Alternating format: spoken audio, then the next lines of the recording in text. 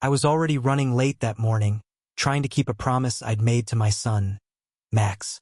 He wanted me to drop him at the bus stop instead of making him walk. Just something small that made him feel normal again after everything we'd been through. We rushed out, toast in hand, backpacks half-zipped, and I pulled onto the main street of Oak Ridge Estates. But before I could even wave at Max to hop out, my heart stopped. There he was, my 12-year-old, standing stiff as a board while a middle-aged woman with a perfect pantsuit jabbed her finger inches from his face. Her voice sliced through the quiet morning. "I've never seen you here before. This is a private neighborhood bus stop. Show me your proof of residence right now."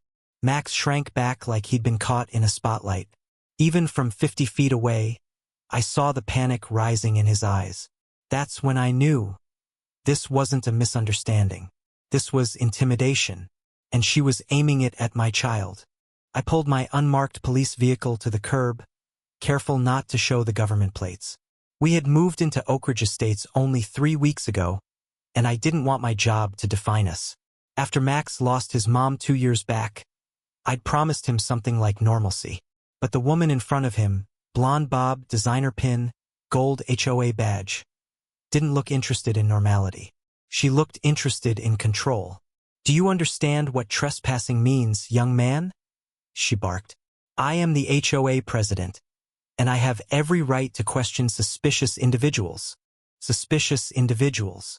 She said it like she was describing a criminal. Max managed to whisper, "I live here. We just moved to Maple Drive." She scoffed. "That's exactly what someone who doesn't belong would say." I felt something dark and old rise inside me. The kind of anger only parents truly understand. I walked over slowly, keeping my tone calm but firm. "Is there a problem here?" She turned toward me, irritated I'd interrupted what she clearly believed was her sacred duty. "I'm handling a situation," she snapped. "This child claims he lives here, but I know every resident." Max looked at me with relief flooding his face. "Dad." The woman blinked as if recalibrating. "Oh, you're his father. Well, as I said, new residents must register with the HOA before using our community bus stop. I'll need to see your ID." I'd already received 3 violation notices from this woman in 3 weeks. Mailbox too low. Trim not beige enough. Recycling bin visible for 4 hours. She wasn't enforcing rules. She was enforcing herself. I gently told Max to wait in the car. His hands were shaking. When he was out of earshot, I turned back to her. "Questioning a minor without a parent present is inappropriate," I said evenly. He was clearly scared. "You crossed a boundary." She didn't flinch. "I have full HOA authority to question anyone. It's for the community's safety," she insisted, puffing her chest. "If your son had proper ID, this wouldn't be an issue." That's when I realized. She relied on fear. She liked it when people backed down. Unfortunately for her, I'm not most people. I reached inside my jacket. Her eyes narrowed, curious. Then I slowly pulled out my badge. Chief Thomas Reynolds. Ridgemont Police Department. Her face drained instantly. I didn't know you were. I was only doing." "That's the problem," I said quietly. "You shouldn't need to know who someone is to treat a child with respect." Parents nearby straightened, suddenly emboldened. Kids stopped whispering.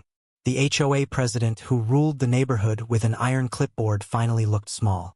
Karen Whitfield, self-appointed queen of Oak Ridge Estates, was losing her throne. Before she could come up with a new excuse, a mother stepped forward. "She did the same thing to my daughter last month," she said. Another parent added, "She banned my landscaping crew because their truck was in my driveway for 10 minutes. Then a third voice.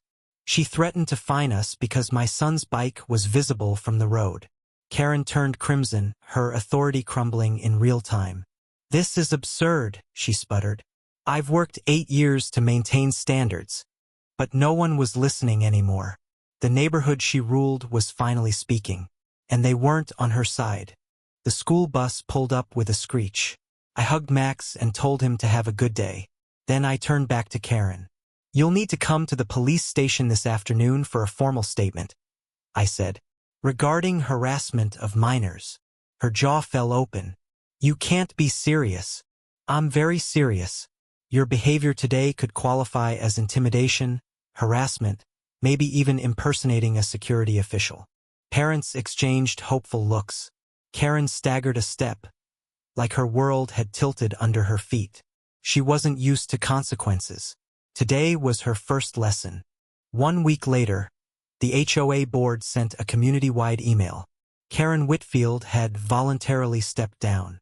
She was fined, assigned community service, and temporarily banned from engaging with minors at any community location. It was written in polite, diplomatic HOA language, but everyone knew why it happened. The Queen had fallen, and she had fallen hard. The next morning, I saw Karen stepping out of her gleaming white car with sunglasses covering half her face. Head down. No arrogance. No clipboard. No superiority. She practically sprinted to her door, avoiding the eyes of every neighbor she used to lecture. There was no satisfaction in watching her shrink into the background. Only relief, because the bus stop was peaceful again. Kids laughed. Parents chatted. No more interrogations. No more fear. My son could finally just be a kid. I walked Max to the bus stop the next day. He looked lighter somehow. His shoulders not pulled tight, his eyes bright again. Dad? He asked softly. Is she gone? For good, I told him. And no one will ever talk to you like that again. He nodded, stepping onto the bus with confidence I hadn't seen in a long time. Watching him ride away, the morning sun warming the quiet street, I realized something. Justice doesn't always roar. Sometimes it's quiet, steady, like a breath the whole community has been holding. And finally, we could breathe again.